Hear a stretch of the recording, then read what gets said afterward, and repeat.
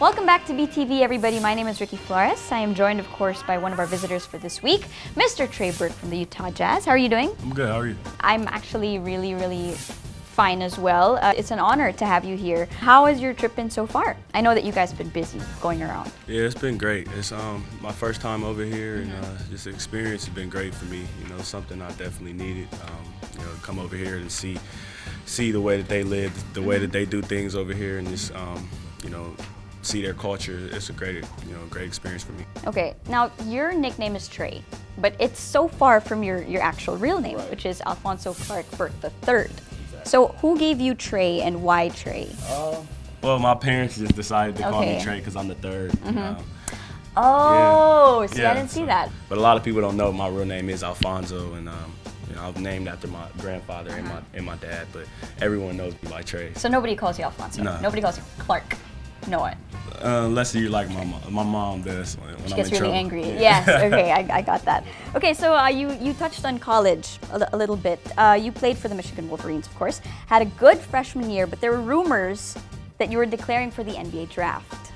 Correct. Yes. After my freshman year, I definitely looked into declaring for the draft. It was.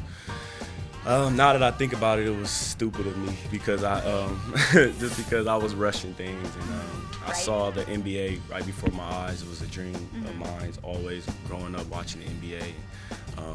Just after my freshman year, I felt like I could be a late first round pick, squeeze in the first round, but I kept hearing that I'd be a late first round, early second rounder.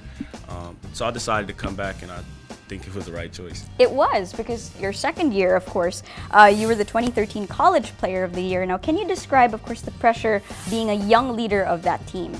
Well, it was a lot of pressure, I think it started freshman year, though, coming in and having to lead a team full of juniors and seniors. Once Darius Morris declared for the draft and decided to go to the NBA, I was the next guy to come in as a freshman. So leading seniors and juniors was hard for a freshman, but I earned their respect, and I was able to lead them. That's amazing. Okay, 2013 NBA draft, let's go there. 9th overall. Were you surprised?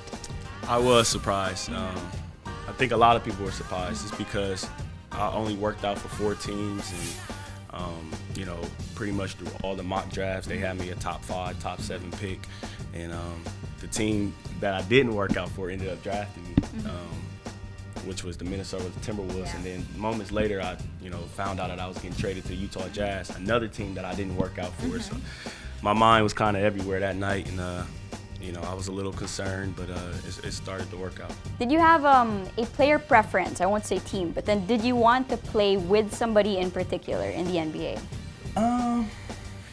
Well, if there was a chance for me and Jared to get back on the same team, I definitely would love to play with him. That'd be really special. We still have, our careers ahead of us, and maybe someday we will be on the same team. Maybe. We'll never know. Let's go back to the Utah Jazz. Last season, you and newly drafted Dante Exum, you were trading the starting position for point guard, right? What was your biggest challenge coming off the bench, of course? Just coming off the bench. I never came off the bench.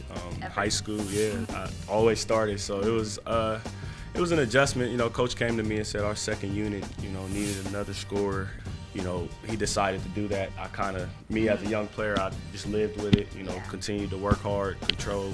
I can only control what I can control. So it was something that was new to me, but I definitely feel like I handled it well. Okay, so lastly, I know that we have a lot of players here.